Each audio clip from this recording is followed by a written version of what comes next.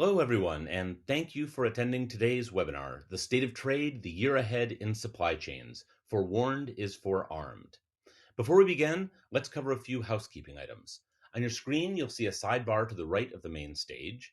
If at any time you need assistance during the live webinar, please message us in the Help chat located on the sidebar.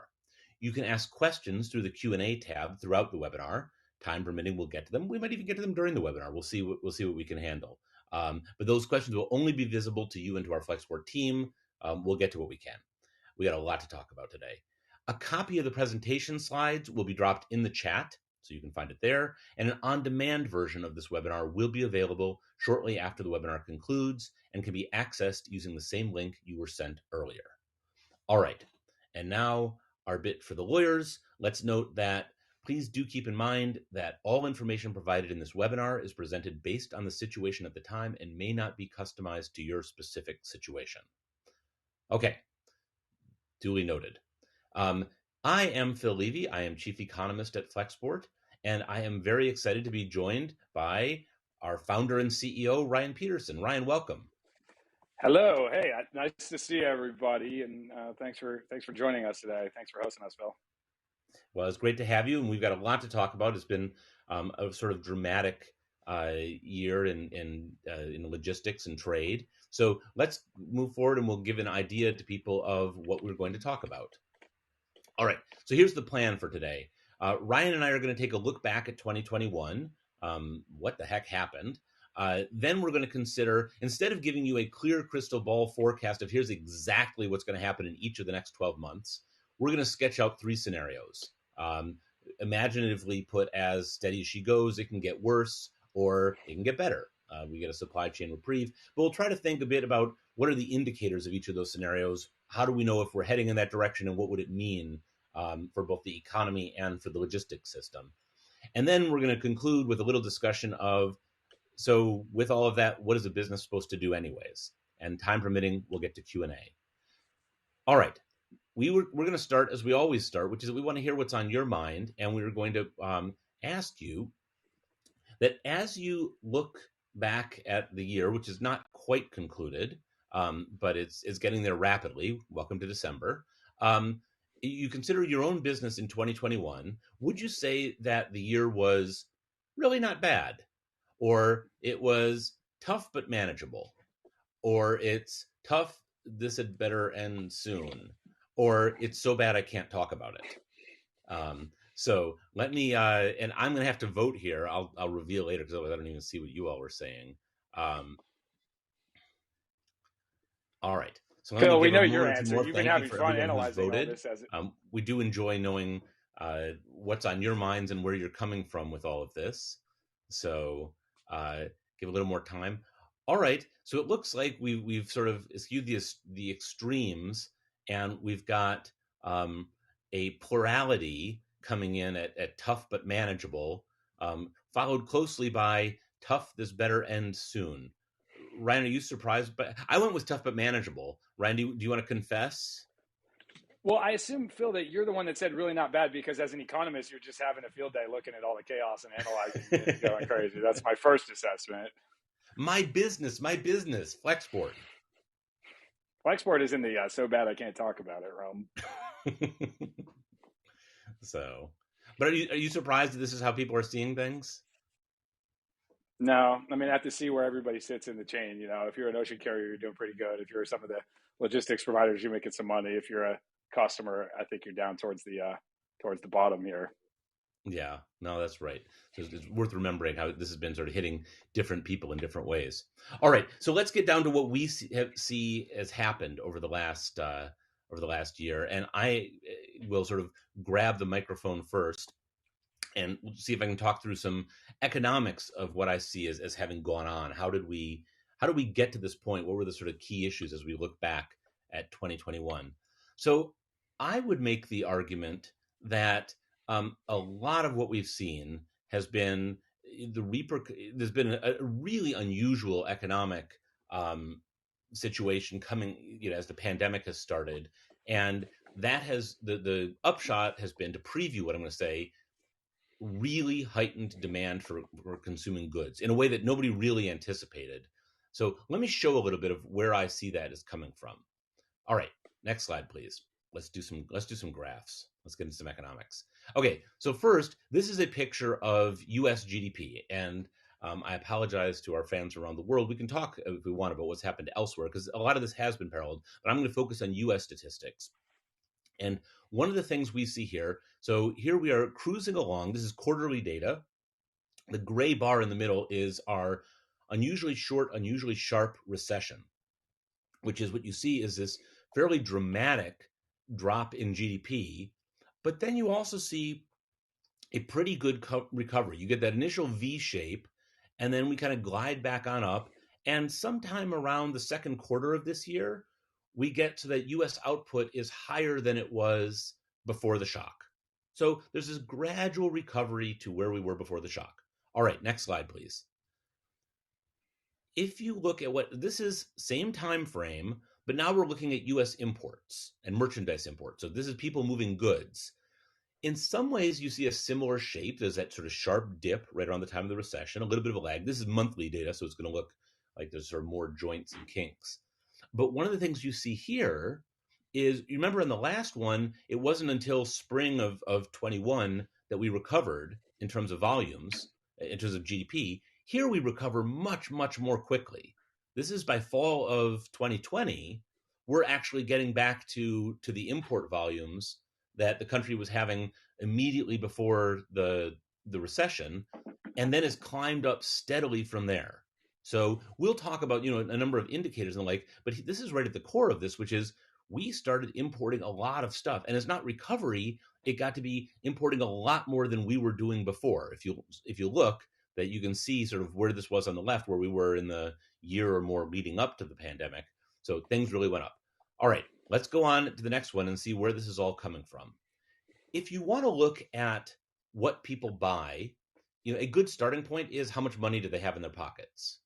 That's usually a prerequisite to buying something, is that you've got money on hand. And so this is tracking U.S. personal income. And what we would normally expect to see is you hit a recession. Again, you got that vertical gray bar. You hit a recession, and people lose their jobs. They get shocks of various sorts, and income goes down. What you want to focus on this graph, let's start with the top line. That top blue line, income doesn't go down. Income kind of holds steady, and then it goes up. And then it stays up. If you look all the way along, and this goes to the data that was just released last week, we never get back down to where we were in March of 2020. Income is elevated throughout. So that's one reason why when everybody sort of thought, oh no, recession, batten down the hatches, businesses are going to fail, things are going to go under, income didn't go down. Now, we can ask, why didn't income go down? Now we get to a couple of these lines underneath. The red line is government transfers to people. And if you look, all the kinks that you're seeing in that top blue line match pretty well with the red line down below. That it's, we had things like the CARES Act where the government is literally writing checks to people and putting stuff in.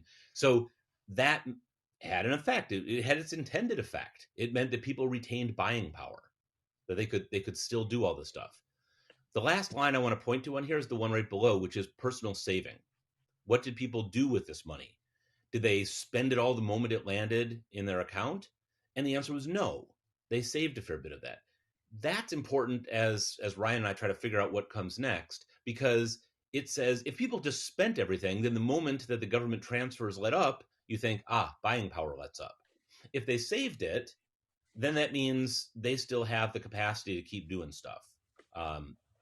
I'll also note there was a very interesting crossover in the number that was just released where personal income stayed high, but this time, rather than being government transfers, you had seen a boom in compensation for jobs that was starting to sort of lift incomes the same way. So, all right. So, key story here. One of the reasons we've been having this sort of strong buying thing is that people's incomes have been maintained. All right. Next slide, please. All right. So here we get to the people have their money, they're buying stuff. What are they buying? So again, similar layout. The vertical gray bar helps you sort of peg this to the recession. And the thing you'll note here, what I like about this graph is this one says what is really different about sort of economic behavior under the pandemic? What is it where it looked one way beforehand and then it just looks really different after? And so this is my favorite candidate graph for this. Note, by the way, these are not levels. This is normalized so that February of 2020 equals 100. So you can look and see how big are the deviations from February 2020. These categories are also, I should note, in actuality, they're not equal. People spend way more on services than they do on goods. If you were going to assign weights to this, U.S. economy is roughly just under 70% services in normal times, maybe 20% non-durables and 10% durables. So, but here we've normalized them to make for easy comparison. And what you see is for this period leading up to the recession, it's boring. It's dull. Nothing happens. People behave just the way they behave. Nothing changes. Then, at the initial onset of the recession, you get a dip in all three categories except for non-durables. I think that's everybody going out and buying yeast and toilet paper. But so that goes up a little bit, but everything else is going down. Got it. This is a recession. We understand. That's what happens. The buying goes down. And if you just look at services, the services line is pretty much what you expect to have with a recession. There's a sharp initial drop, and then there's a gradual recovery. Note, services still has not made its way back to where it was in February of 2020. So just if you just look at that green line, that's what recession behavior and post-recession behavior is supposed to look like. Let's look at the other lines. The red line is particularly notable. This one is durables. And what happens is people all of a sudden decide, you know what, I'm shut up here at home, or this, I'm going to buy some stuff. And I'm going to buy a lot of stuff. And if you look, that line climbs and climbs and climbs to the point where by this spring, you're getting somewhere like 35% above what you had in February 2020 levels. So it's, while sort of overall buying is fine, you saw the GDP number, the economy is doing fine. There's a heavy switch into I want to buy durables, and then you also see throughout this that backed off a little bit, but you see non-durables also rising throughout. So this, to me, has been the big economic story of a switch towards people just buying a lot more goods and a lot fewer services. All right, next slide, please. And that has posed the question, okay, if that's the big story, how long does this last? When does this thing end? And I know that what you all are asking, can Flexport platform data tell us anything about this? So glad you asked. Actually, the answer is yes, it can.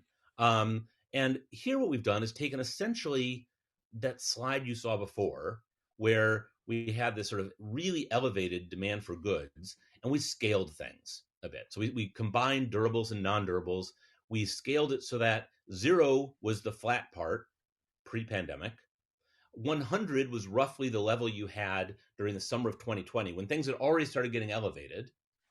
And then we asked, okay, how does it, if we sort of look at this, how has it sort of moved along? And the green part here is data from the Bureau of Economic Analysis showing how that number has moved. And it really matches what you saw before, the sort of elevated demand for goods. And then how is this going to proceed in the future? Well, for that, we did some analysis using Flexport data, where it turns out that what people ship correlates with what people later consume. And what we can say is through the end of the year, we don't see this letting up. That not only are we not returning to normal, where normal would be a 0 here, but we're not even getting back to where we were in the summer of 2020, which would be 100. That we're still elevated above that. So this is something that we post regularly. You can look at flexport.com/research. It's among the indicators. We'll have another one for you in just a minute. But this is us trying to say the driving force behind all of this has been people really wanted goods and a lot more goods. And I'm going to let Ryan explain in a second what that means for the system and also whether he agrees with this analysis. But it's that demand for goods has put a lot of strain on things. All right, next slide, please. Another Flexport indicator coming from Flexport data, and this is a brand new one that we've rolled out just for you as of this morning. This is trying to say what has happened in logistics, and specifically, we're looking at the two major trade lanes, and I'm going to let Ryan talk through what those are. But basically, if you come to us and you say, how long does it take to get something from start to pretty near finish? What has happened? And you'll note that the time period on this thing stretches back into 2019. So if you look, you were initially looking in the 40 to 60 day range to move stuff along. Our latest numbers are on the order of, I think, 105 and 107. We have the release on our website. So Ryan, let me hand this over to you first. If you see things the same way on the economics front, but also what has this all meant for a logistics system? Yeah, just to help folks with the acronyms who aren't freight forwarding industry insiders like me and Phil here. TPEB means Trans-Pacific Eastbound. That's the GRE line. I think of that as Asia to the U.S. FEWB, that's Far East Westbound. So call that Asia to Europe. Just to give you a picture of what you're looking at. And yeah, you definitely see that the congestion is real.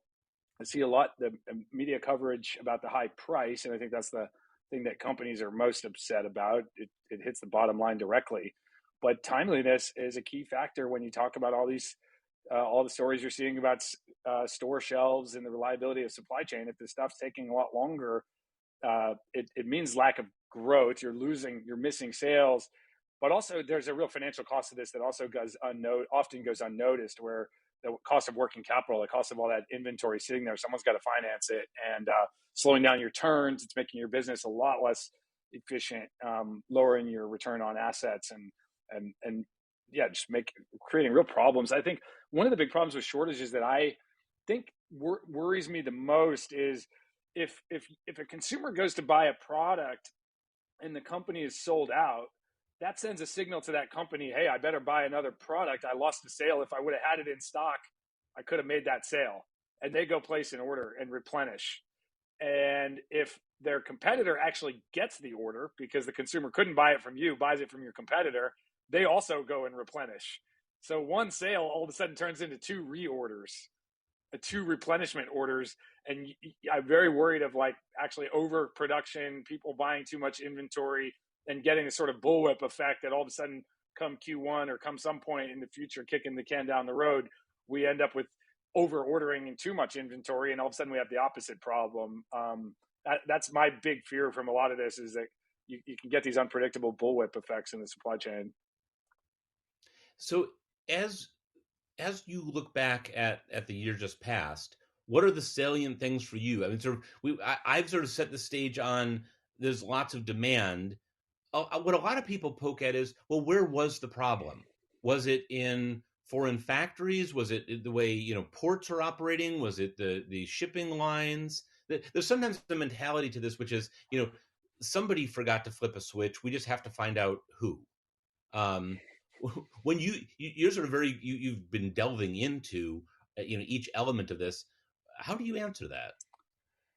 Yeah, and I think human nature wants to find a scapegoat. We're really eager to be who's the villain so we can punish them for what has happened. I think there's something fundamental about us that we want to have an enemy. And I think you're looking at a complex adaptive system, the most complex system, which is the global economy. It's made up of lots of other complex systems of human beings and all of their emotions and psychology, and where nobody's in charge, and it's hard for information to flow freely through the system. You can have a cascading effects of bottlenecks that show up in one place, show up a number of weeks or months later downstream, and cause other problems. And trying to fix this thing actually created another problem somewhere else. You've seen that a lot with, for example, the port of Long Beach right now has got a huge number of ships. Some of the other ports don't. So it seems obvious that, hey, why don't we route these container ships to Oakland? Well, we saw that earlier. They were doing a lot of that and creating bottlenecks at Oakland. It doesn't, the problems just move around. And these are human systems, and they're not used to the kinds of dynamic change that you've seen. And you saw that. It was pretty boring line. It was goods and services didn't shift that much. And when they do shift dramatically, the graph that you didn't show was imports and exports, where imports have surged while exports have gone down. And that's a really interesting trend as well, because in a time that's much more steady state, remember that the journey of the container itself, that physical rectangular box, is doing a loop. It needs to go back and pick up more goods. in pre-pandemic, about 60% of the containers leaving the West Coast of the United States are empty. And when imports go up and exports go down, you've got to ship a lot more empties back. And no one needed to manage that in the old days because, hey, 40% of the exports are going back. It's kind of steady state. You don't need to track it that much. Like, you're going to ship 60%, you're going to ship these empties. All of a sudden, when exports go way down, there is a need for someone to flip the light switch and decide, hey, we're going to ship more empties back. We've got to just do this. Even though no customer is contracting us, we're going to go ahead and ship them. And there were these are dynamic systems without a huge amount of, we want to believe there's this sort of AI managed system that's taking care of all of us and we can just relax. But there's humans got to make these decisions and move fast. And in a dynamic environment, not easy to do and really easy for us to criticize on the outside. But you have to remember that initial, if you go back a couple of slides, that initial collapse in demand looked like bankruptcy. If you're sitting in an ocean carrier seat and they had to idle capacity, they had to make some really dramatic decisions that all of a sudden got caught by surprise, all of us. I can't find a single economist. I'm going to criticize your profession, Phil, but I couldn't find a single economist who predicted most of this stuff, that goods would go up. It's not typically what happens in recession. So we're sort of in uncharted territory. And one of the problems with data broadly is that it all comes from the same place, which is the past. And when the past suddenly looks dramatically different than the present and the future, it's really hard to make predictions off of that data. And so the plight of and there is not someone in charge. We can't point to one person whose job was to figure out how many containers to go back. It's a complex system. Even the companies themselves are like institutions with made up of lots of human beings. So reacting to this kind of dynamic change is not something that our current level of sophistication in the world's logistics infrastructure is just ready to handle. And it's a really interesting question for both policymakers and market actors. Is like, how do we make our organizations more resilient, more adaptive, ability to see these changes in the economy and take appropriate action? I think the pandemic has exposed those flaws sort of across all of our institutions, whether that's logistics, healthcare, lots of other areas where you're like, wow, we're kind of brittle. We're not really made to handle this level of adaptive change. So that's a very good point about how we're sort of constrained when you get this sort of dramatic change and we only have the past to rely on. So I very deliberately, when I sort of showed the consumption things, you show the boring flat period that came first. You're sort of very well versed in what's happened with the shipping industry. People have started to focus, many people now, where they see this as, very high prices, extraordinary demand for containers. Why wouldn't you just have many more ships than you do? Can you give us a bit of a broader perspective if we pull back not 2 years, but more like 7 to 10 years? What does the ocean shipping industry look like? Yeah, and it's a really important thing for us to do because businesses are pretty pissed off. Companies that are shipping stuff are paying a lot more for freight, and as you see from this Ocean Timely Index that Phil's team has created, they're getting worse service. The transit times have deteriorated, so that's a recipe for an upset customer. But if you go back in time, in 2016, the price of ocean freight, we had way too much excess capacity, way too much capacity or more ships. It seemed like all the ocean carriers ran a similar playbook. My hypothesis is they all hired the same BCG and McKinsey consultants who told them the same thing. Is like, let's build the biggest ships in the world, and that'll give you a lowest average cost. And you got these new mega ships that came online that ship 20,000, 22, 24,000 TEUs, these monster ships. And the economy didn't grow. Following the global financial crisis, you didn't get this long-run growth that we've had over the last 50 years of global trade. Started to slow down. And it wasn't there to match the new capacity that came online. And so these ocean carriers started to be really difficult businesses. They lost a lot of money for the last decade. In particular, remember, and it's easy to forget, but in 2016, the price of ocean freight fell to all-time historical lows, like all time since the dawn of mankind. It was never that cheap to ship something across the world as it was in 2016, where the spot market over the last year has approached $20,000 to ship a container from China to the US. In 2016, you could do it for $800 or $900. And so we have such short memories, like all of these companies that are really pissed off, and again, rightfully so. but you quickly forget, like, wow, we were all doing pretty good when it was dirt cheap in 2016. And the prices were so low, in fact, that Hanjin, which is one of the largest ocean carriers in the world, a Korean champion, failed. And they went bankrupt in 2016, and all the market chaos that fell out of that with people who had containers stuck on ships in a company that was in bankruptcy. So these ocean carriers do not forget that. They went through a really hard time. I presume there's some sort of psychological trauma that comes out of going through that stuff. And then when you realize that at the start of this pandemic, these were precarious businesses that had lost a lot of money, that had been in difficult places. Some of them had taken bank loans from governments, and like they weren't really well in a great place financially. That you're facing the brink. You're looking at that and going, "Wow, we're in a really difficult place." And that context is really important for companies to remember. Is like it's an asset boom and bust cycle. It's a classic asset boom bust business that is currently going through a boom, but it doesn't make it. You sort of that's inevitable because these assets last for 25 or 30 years a ship, and nobody can predict the price of freight in 25 years. You can't predict it next year. And so they're having to make these investment decisions over a long run historical basis that there was no evidence to say that we needed more ships until all of a sudden we needed more ships with this pandemic. And right now I'm told that a new construction ship, if you happen to be lucky enough to have ordered that before all of this started, pays itself back in 5 months at these current rates, where it used to be 25 years to get a return on the ship and on a 25-year lifetime asset. It was not a great decision until recently. Well, market prices, there is a real function of market prices. We're lucky to live in a market-based system, and those high prices of ocean freight are definitely sending a signal to folks: buy more ships, make more ships, build more infrastructure, build more capacity, because it's very profitable to do so. And again, you end up in boom, and that's the origin of these boom and bust cycles. Is you can predict sort of a few years from now, we'll be talking how people ordered too many ships and built too much capacity, and the price is so low, no one can make any money.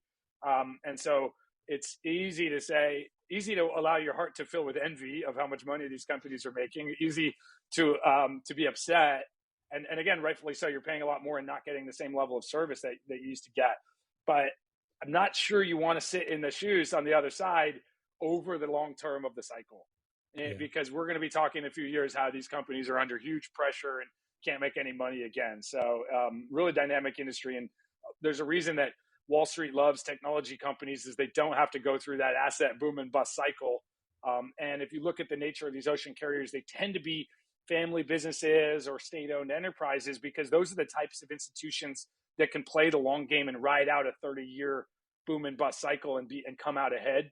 They have the longevity, they have the history, where a Wall Street public market company, there are a couple public companies, but they really have a hard time, I think, communicating to Wall Street, who has such short expectations of quarterly earnings cycles. And these are much longer run cycles, and in many ways are better suited.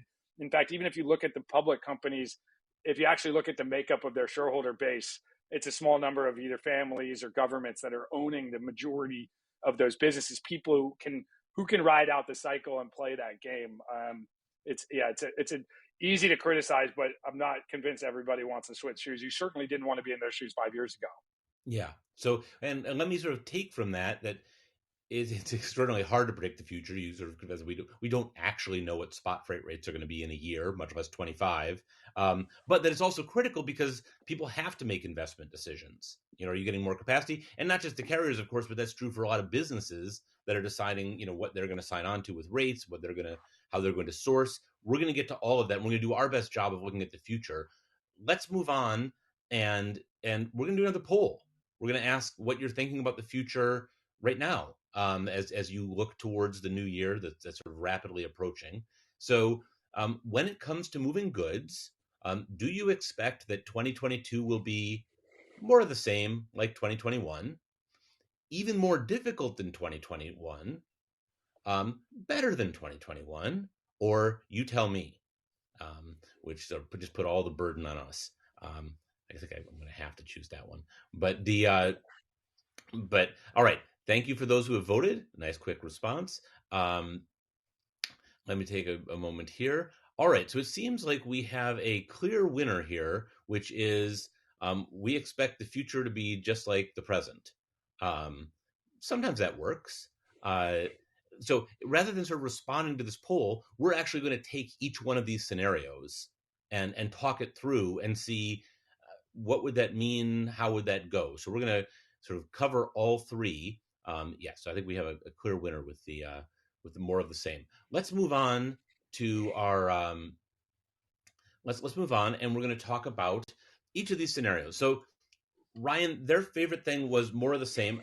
I'm going to try and think about how would we have that from an economic scenario. What would sort of provide the economic basis of this? Um, I actually, it's not an easy task. There's a little bit of sort of threading the needle. I think you probably have to have demand come down a little bit. Maybe the sort of pulling back from durables. This was what the Fed's theory had been all along, was that this was sort of transitory because, hey, how many sofas and refrigerators are you going to buy? That at some point you sort of exhaust that. In fact, it might even dip a little. So it dips, but not too much. We're, of course, watching the new variant that's come out, and the health situation has tended to drive a lot of this.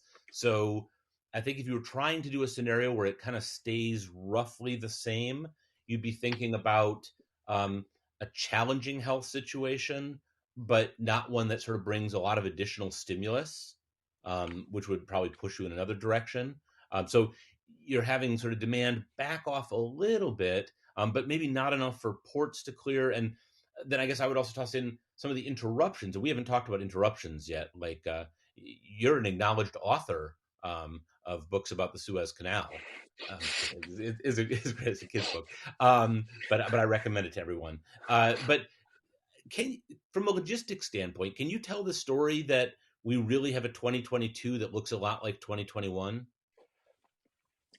Yeah, I mean, I feels like the default. We're almost in 2022. It'll be here in a month. There's definitely some reasons that there's some unknowns always. There's some known unknowns that are coming out that make it hard to predict. So I put you in I put myself in the you tell me scenario. I'm happily uncertain and don't know, and I think it's a comfortable way to live your life, is to be ready for anything, is where we all need to be at this stage. But I'm not, we have your post-COVID indicator makes pretty clear demand's not gonna, it seems where it is right now, at least for the next 90 days or so, as we predict ahead of the BEA's analysis. I don't see a lot of mechanisms for the supply side to resolve itself. Some of the congestion, it's not like you're going to get new ships take a long time to build, new ports take even longer to build. Some of the trucking, we've had a long run challenge in truck driver shortages in the United States. And as much as we love to talk about self-driving trucks in Silicon Valley, they're not here, they're not ready. You're not going to see that impact in certainly not next year. And so driver shortages, you've got shortages of almost every step of the chain that I don't see those resolving themselves. So, like, from my view, the only real way that it improves is if demand comes back down to pre-COVID levels, at least in the short term. Long term, yes, there's some market pricing that's going to drive folks to buy more assets, and that leads to that scenario that I'm also concerned about, of like we bought too many assets and all of a sudden the price collapses and we're back where we were in 2016, where no one can make any money, and there's a whole different breed of chaos with bankruptcies and other problems. But yeah, I think steady as she goes as a default scenario would be a pretty reasonable assumption. I'm not seeing a lot of things that show me it's going to get dramatically better.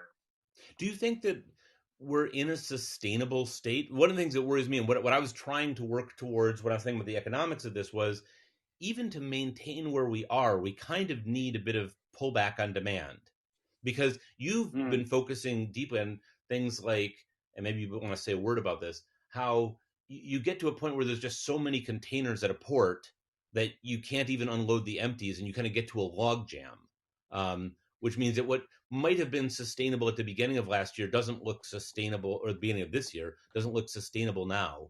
Do you think that's right, that we actually, just to make it viable to keep going, that we need a bit of a pullback?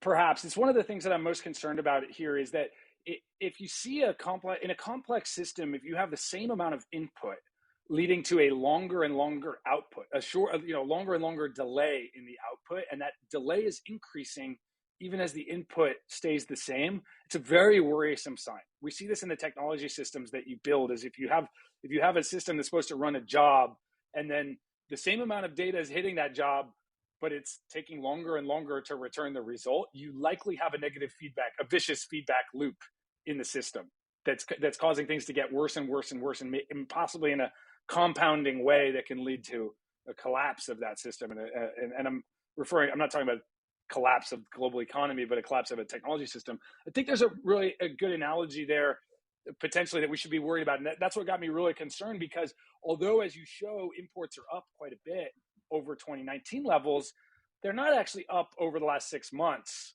And yet we see that the delays keep getting longer. You saw that in your ocean timely index. It's getting longer and longer, even though we're sort of at the high levels. In fact, we're down a little bit from the peak of volumes, and yet the delays keep getting longer. And that's a very worrisome sign. In a flow picture, there's two types of flow that we're more familiar with. One would be just a flow of water, and you can have what we call laminar flow or turbulent flow. Laminar is very smooth. All the molecules are moving in the same direction. They're not interacting with each other. And the same number of molecules can move at a very fast speed in laminar flow. Or you have turbulent flow where they're all interacting with each other, and the same number of molecules can go much slower.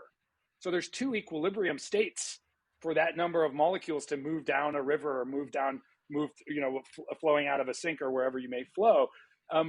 Or similarly in traffic, like the same road, 100 cars a minute might go streaming right through, or the 100 cars might go at 5 miles an hour in a traffic jam. And the same input could lead to very different outputs.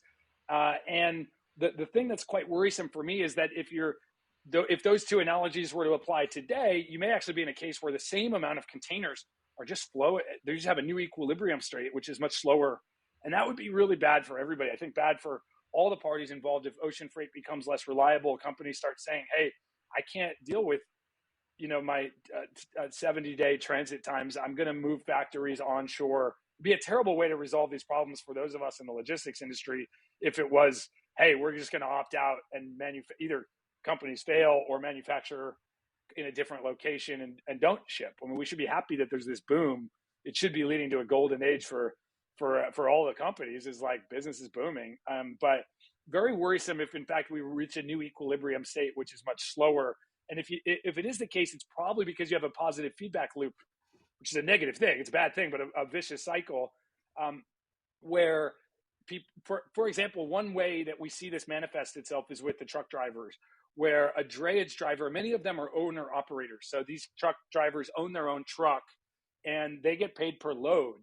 Well, if there's traffic jams, there's delays, there's difficulty getting appointments, and they used to be able to do 2 loads a day. Now they can only do 1. They're making half as much income. They opt out of the system because maybe they get a job at FedEx, maybe they do over-the-road trucking, something without the traffic jams that we see at the ports.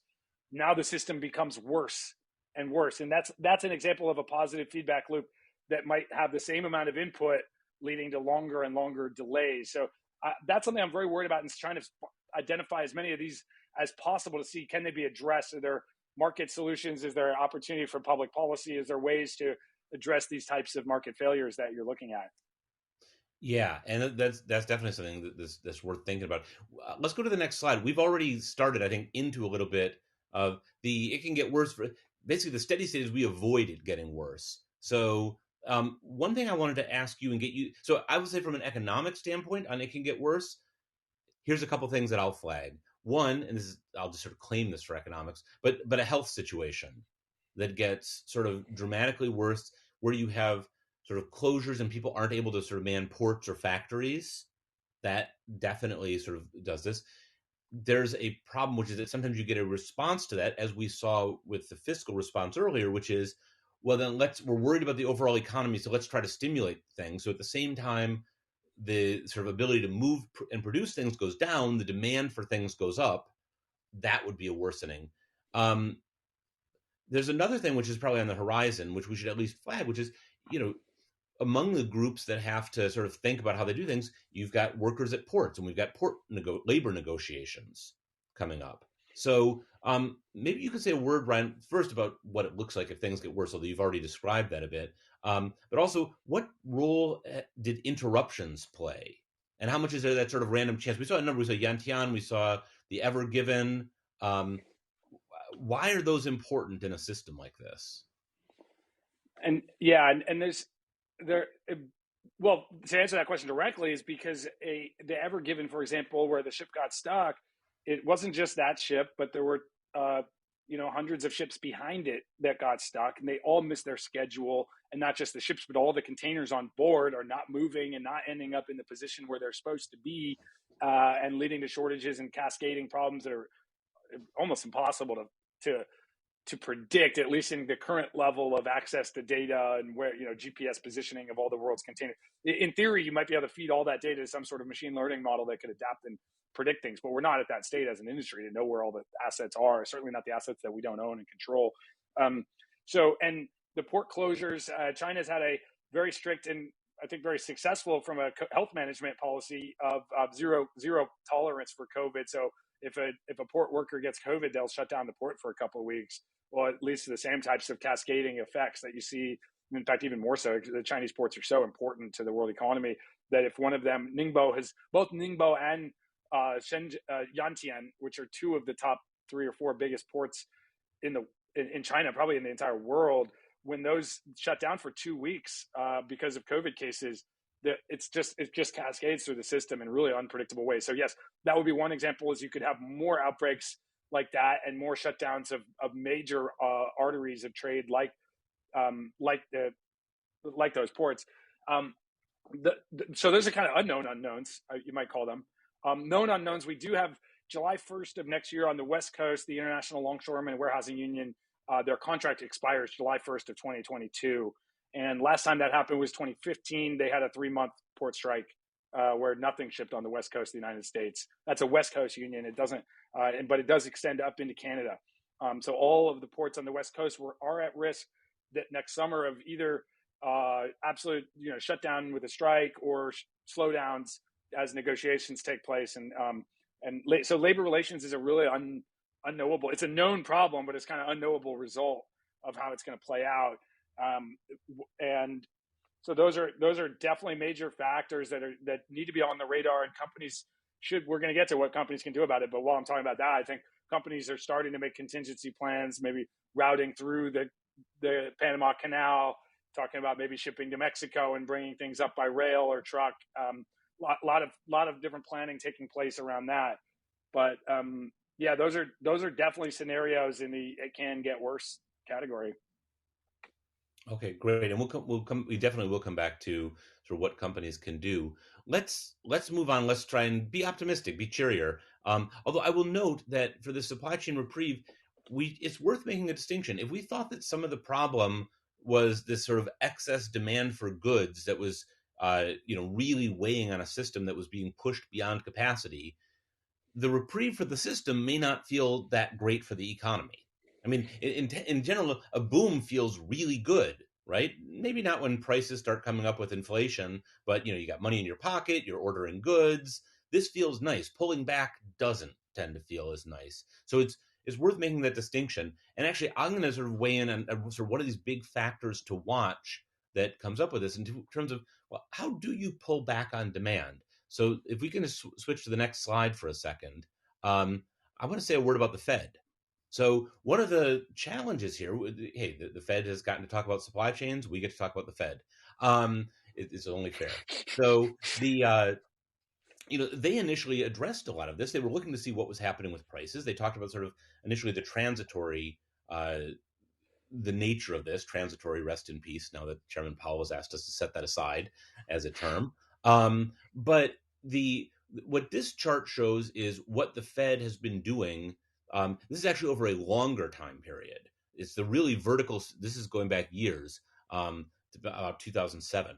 But this is we normally think of the Fed, if you're old school, the Fed moves interest rates up and down to manipulate the economy. When you move interest rates up, the economy slows and demand slows. When you move it down, it speeds up. we've gone through long periods where that policy interest rate was right near zero, which meant that a lot of the action came in quantitative easing, in buying assets on the part of the Fed and building up the Fed's balance sheet. And that's what this shows.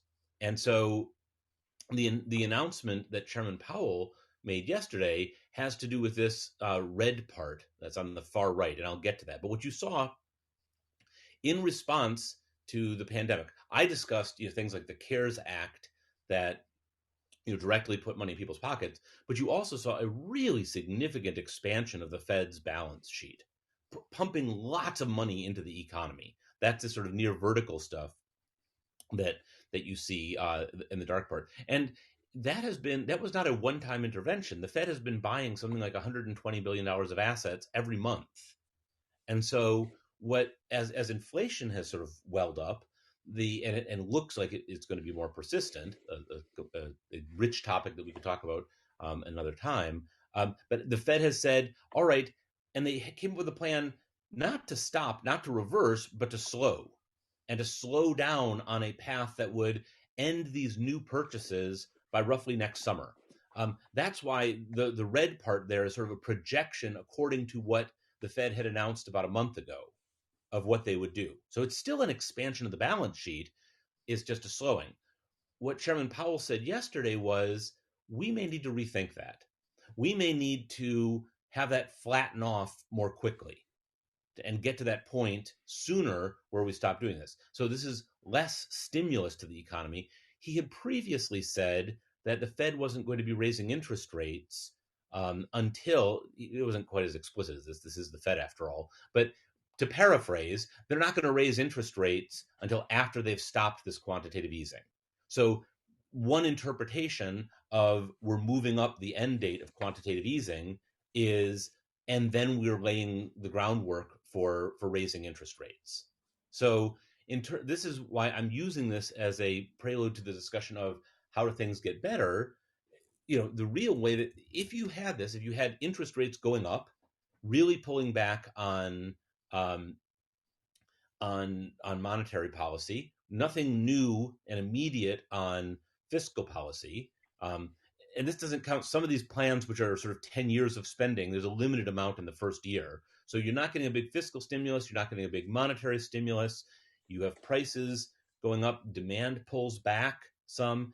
And you couple that with a health situation that wasn't too bad, that people were able to be productive and be working, and that they might say, it's been too long since we've been to a restaurant or a concert or gone on a trip, and they shift spending back towards services. I think to do that would at least set the stage for things kind of decongesting a bit in the logistics system. But Ryan, let me pose it as a question to you. What would it take to get real improvement to say, okay, I showed the ocean timeliness indicator. How do we get back to 40 to 60 days as opposed to 90 to 110? Yeah, I mean, the most obvious place to look is at the ports in Southern California where you've had these big delays. And by the way, now Vancouver, thanks to the railroad, they had big floods there that took out the railroad. And there are now as many ships waiting off the port of Vancouver as there are off the coast of Long Beach. Last week was not true. We only had 7 last week, and now there's 50 waiting off the coast of Vancouver. So, like I said, problems keep cascading, and no one can ever predict a flood. And what would it take? I worry that if what it takes is decreasing demand, it's not really what we wish for. Certainly, our customers would love to have demand for their products stay strong and keep buying my stuff. And if the mechanism by which supply chain congestion goes away and you can move things freely is your customers don't want to buy anything, like, that's careful what you wish for. And so I like to see improvements at the port. I think there's probably some tactical things, and I've been criticized a lot because I've been proposing changes to something that I don't know how to run a port. I've never done so. So, I posted a big tweet storm, hey, we should do this, this, and this. And all the port people got really upset with me that this guy doesn't know what he's talking about. And they're kind of right. But I do think you'd like to see, clearly there's some problems there. And I'm not close enough to be the expert on how to solve them. But for example, one very clear one is if a truck driver wants to go to the port and pick up a container, it's a really antiquated process by which they get an appointment. First of all, they have to get a specific container number to go and pick up, which means that they need an appointment and they need to go there at that exact time during a 1 hour window. And given traffic jams, it's been really hard for people to actually hit those windows. So they're missing 50% of the appointments. And the terminal, then if they miss those appointments, again, you get this like chaos in the system that comes up. So there are some simpler solutions like these terminals are, there's opportunity to improve. Like, look, as a customer, I feel in a position where I have a right to say, hey, you could improve your service the way that you do this, even though I don't know how to run a terminal. So I'll claim that.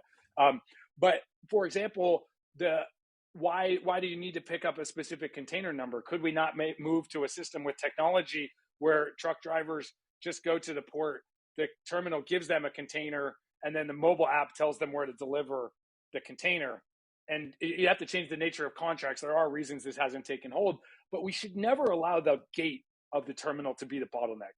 You want the bottleneck to be the most capital intensive asset in the chain, which is probably the ship.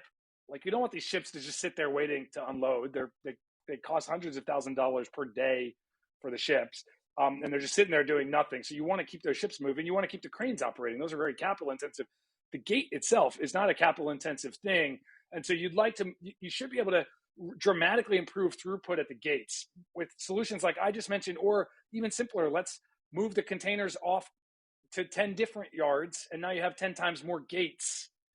And you have therefore 10 times more throughput, and not even have to change the contractual relationships where you just send the truck drivers to 10 different places and you get rid of all these traffic jams at the port. So you'd love to see those types of things where supply side is working out the kinks instead of, hey, the kinks cause demand to collapse, or the Fed policy was forced to change things to bring down demand, to bring things in line. Like, those are uncomfortable things. If you're looking at the economy, we should be thrilled that there's this boom. And it's a sad thing if our infrastructure can't keep up with can't keep up with the demand and becomes a governor on growth and kind of slows the economy. It's not the situation we want to be in. And as a logistics industry, it would be sort of embarrassing for us if we're the ones that hold back the growth of the wider economy. We lost you, Phil. You might be on mute. Before we get to the crucial point of what businesses do to handle all this, let's do one more poll. Let's ask everybody out there, as you're looking forward, as you look ahead to 2022, which is your biggest concern for your business? Is it, will demand be high enough? Is it, can I meet demand? Is it the cost of inputs, the cost of labor, or the difficulty and cost of moving goods? I realize this may show the limits of my imagination. There could be other things that you worry about that keep you up at night, but you can humor me and see and see how close we can come. So, and I realize there also may be a slight selection bias for who turns into a logistics webinar in terms of what you're worried about. Whether that's it or this is a true representation, the difficulty and cost of moving goods seems to be the clear winner as we're coming out with this. So, Ryan, let me pose the question to you. Clearly a subject of sort of big concern. We painted a bunch of scenarios, various things that might happen. What's the bottom line on this? How does a business, a client, how do they approach a situation like this? Yeah, it's I feel really, really bad. I want to apologize to any Flexport customers that are out here on behalf of everybody at Flexport for having to charge so much and still and have service levels drop to where they are. It is very tough. I think there's a number of simple solutions that businesses can do. I don't think there's a silver bullet. I don't have the answer for all of that. But one the simplest thing in the world is, okay, you're not able to get enough space on ships. Prices are really high for these containers. Make sure that your containers are fully loaded, that there's no empty space. Maybe even redesign your packaging a little bit, but like really work with your factories to optimize. And we've looked at, we use machine learning to take all of the packing lists for all of the containers that we ship. And we saw that actually there's still about 30% empty space on average across all the containers, that you can do a better job optimizing these things. And you never get to 100%, but high 90s or mid 90s would be a great goal. And so that's the easiest way to save money, is put more stuff in the same number of containers. Another thing is look at the routing. It's still a little bit frustrating to me to watch how all these containers still get routed through the Port of Long Beach when there's less congestion in Oakland, Seattle, and other West Coast ports. You'd like to see the actors in the system be a little bit more dynamic, route around these problems. One thing that we do we have a less than container load product that which we try to make really reliable. Most less than container load freight. This is where you consolidate multiple customers in the same container. Most less than container load freight doesn't run on a schedule. It waits until the container's full and then it departs, in order to optimize the margins of the companies running the containers. Well, that makes it a very unreliable product. Whereas Flexport has put ours on a schedule, so it leaves even if there's no cargo, it's going to ship. Which people laugh at us. We've shipped empty containers before. It looks crazy, but we're trying to put reliability out there. And when we do that, our customers we're just giving them, hey, this is where it's going to be delivered. We're not telling you which ports it's going to go through. That gives us the flexibility to route in different ways. So we've been able to keep our less than container load. We have had problems in less than container load too. I'm not claiming we've solved all of this, but we prioritize it and we get those moving through Oakland instead of Long Beach. So if you have the ability to look at how you're doing your routing, default, the past is not going to be the future right now. You've got to be more dynamic and look at what ports are flowing better and ship in that direction, is one clear answer. Third is really we're again working with your factories. It is so painful if you lose a booking because your factory wasn't ready and you had the space on that ship and then you have to cancel. And one of the things that has shocked me as a newcomer to this industry a decade ago when I first started working at I started Flexport, was 30% of all the ocean containers that are booked, this is pre-pandemic, 30% of all bookings are canceled. And that creates chaos because an ocean carrier cannot make money at 70% full. So they are forced mathematically to overbook, which leads to then chaos when they actually have to roll people's freight, have to bump people off the ship because they got more booking. Even though 30% are canceled, they're still often over 100% booked. And so those cancellations create all kinds of second order effects downstream. It's bad for you. You lose your space and you needed that space. As we know, it's like limited capacity out there, but it also creates some of the vicious cycles you see in the system of overbooking and cancellations. I think one of the new normals that we're going to see is we are seeing a lot more move towards contracts that are enforceable, where if you don't show up, you still pay like you would on an airline and most airline tickets. And possibly, I hope to see more rewards mechanisms where people who are better and more reliable get either lower rates or higher priority for loading.